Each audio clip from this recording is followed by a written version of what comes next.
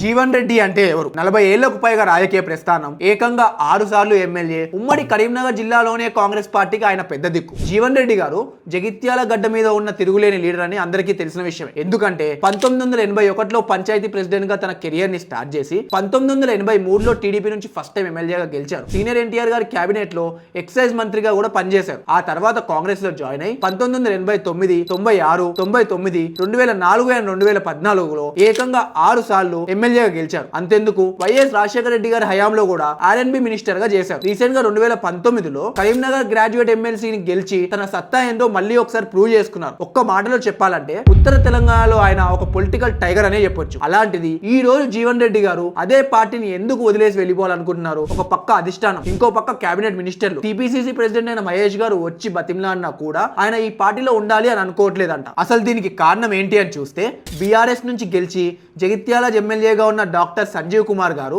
ఈ రోజు కాంగ్రెస్ లో చేరడం, పార్టీ మొదటి నుంచి జెండా మోసిన వాళ్ళకి కాకుండా కొత్తగా వచ్చిన క్యాడర్ కి వీళ్ళు ఇంపార్టెన్స్ ఇవ్వడం అనేది జీవన్ రెడ్డి గారికి అసలు నచ్చట్లేదు. అందుకే 42 ఏళ్లుగా కాంగ్రెస్ జెండా మోసినప్పటికీ ఈ రోజు జీవన్ రెడ్డి గారు అందులోంచి బయటికి రావాలనుకుంటున్నారు. మరి నెక్స్ట్ ఆయన బీఆర్ఎస్ పార్టీలో జాయిన్ అవుతారా, లేదా కవిత గారు పెట్టే కొత్త పార్టీలో జాయిన్ అవుతారా, లేకపోతే ఇండిపెండెంట్ గా పోటీ చేసి తన పవర్ ఏంటో అందరికి చూపించాలనుకుంటున్నారా అనేది ఒక పక్క.